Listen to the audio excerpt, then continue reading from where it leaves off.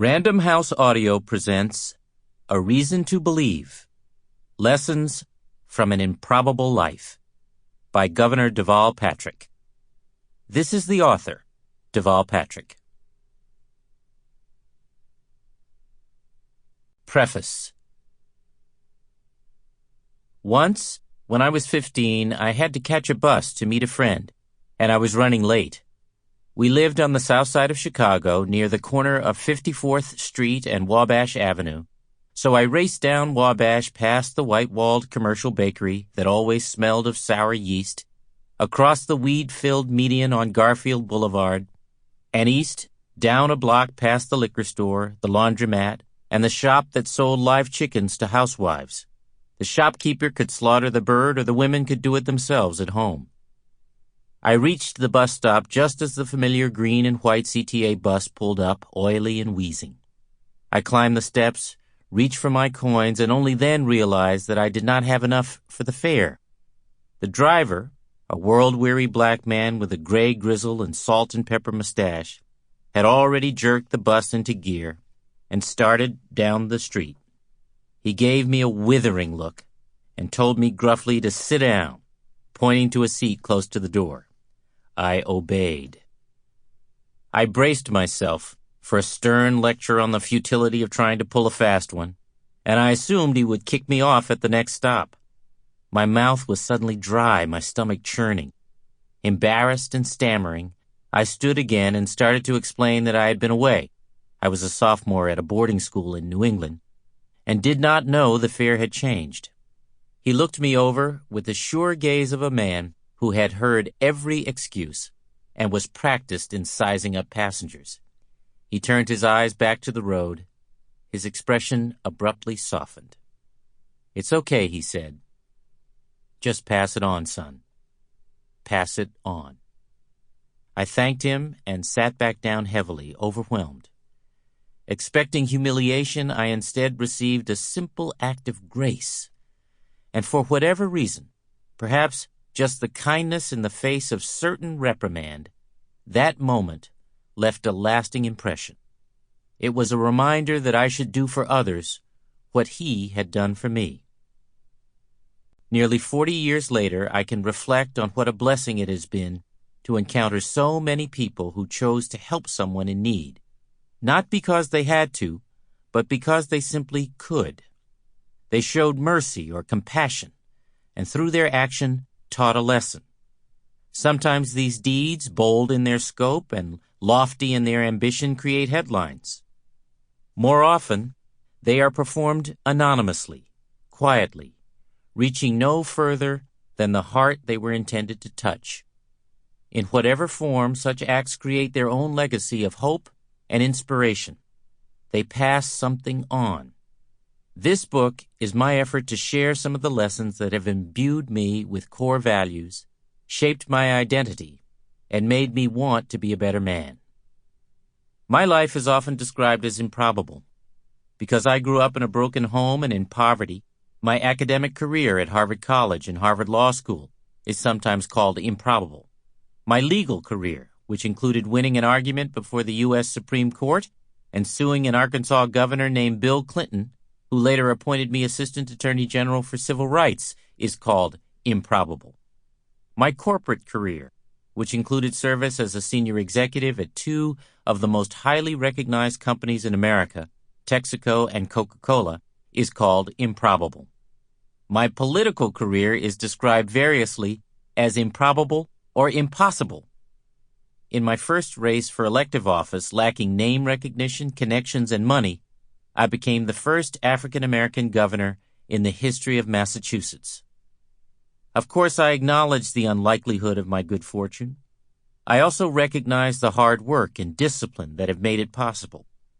But above all, I cherish and celebrate the many people who have taken moments to enlighten me, to renew my ideals, and to spur me to action. There have been teachers and preachers, supervisors and colleagues, friends and family. There have also been strangers, many strangers, whether on a dairy farm in Massachusetts or in the sands of the Nubian desert, who through their words or deeds have delivered transcendent messages about life, faith, and friendship. I have always tried to listen, and they have made all the difference. This book is a tribute to them. It is an effort to distill some of the many lessons that have made me the idealist I am, and to convey them in a way that is meaningful and lasting. My journey is far from over. There are lessons yet to learn, but my experiences have been rich, giving me a broad window into the lives of others, and I believe these experiences offer a guiding light for other seekers. That's a bold statement, but it's grounded in a truth taught by my improbable life.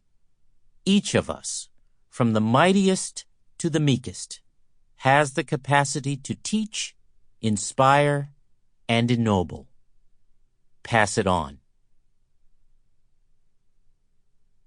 Chapter 1. Vision is essential.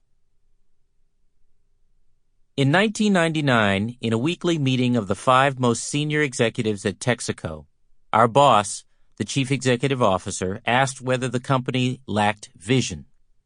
The global energy industry was in the midst of great consolidation, with legendary giants merging and famous brands disappearing. I was a relative newcomer to this world, and it felt like a game of billion-dollar musical chairs played around the circular table of a plush, walnut-paneled conference room. We sensed we were losing, and I was surprised by the muffled response to the boss's question. If there was a vision for the company beyond just making money, no one in that room knew what it was. The moment resonated with me for a different reason. According to Scripture, without a vision, the people will perish. I knew that lesson well. Growing up with no money, I knew my family had a simple vision: to no longer be broke. Though we occasionally lived from hand to mouth, my grandmother hated for us to describe ourselves as poor. "We're broke," she declared. "Broke is temporary." Splitting rhetorical hairs seemed odd when we were hungry, but my grandmother's message conveyed a much larger truth, especially in that place and in those times. She taught us to imagine a life that was better than or different from our own, and then to work for it. The south side of Chicago was like a small southern town in the 1950s and 60s. Many of the inhabitants were recent arrivals from down home, as they called it, the cotton fields of Mississippi and Georgia, the tobacco fields of the Carolinas, or the railroad yards of Arkansas and Louisiana. People spoke like Southerners, with a lyrical quality to their speech. Subjects and verbs rarely agreed, and sentences had the rhythm and pace of the South. Everyone communicated by telling stories, often allegorical, never hurried. The old folks quoted Scripture freely and from memory. My Grandma Sally's favorite was the 91st Psalm, which she summoned when she was stressed. "For he shall give his angels charge over thee, to keep thee in all thy ways. They shall bear thee up in their hands, lest thou dash thy foot against a stone." The elderly also carried themselves with a courtliness that belied their lack of formal education and proper English. You were expected to greet others on the street with good morning or good afternoon. Kids addressed adults as sir or ma'am. Scowling down on us were the infamous Robert Taylor homes, a miles-long stretch of identical 17-story projects which would become synonymous with the public housing woes of urban America. But most people I knew lived in 2- and 3-story tenements with an apartment or two on each floor. There was block after block of these squat, solid-looking brick or frame buildings with rickety railings, chipped concrete steps, and porches whose boards needed replacing. Clotheslines were strung across postage-stamp backyards or connected to back porches from separate buildings. A few families kept chickens in a backyard coop for eggs and meat. The front stoops, with their folding lawn chairs, drew neighbors outside on summer evenings. Churches and schools provided stability. The stockyards, where cattle and pigs were brought from the Great Plains for slaughter, were a short bus ride away. You could smell the stench in our neighborhood when the wind was right. In the summer, a horse-drawn wagon cruised our streets, the fresh fruit arrayed on a bed of hay and the driver yodeling "watermelons" to attract his customers. On those same Sample complete. Ready to continue?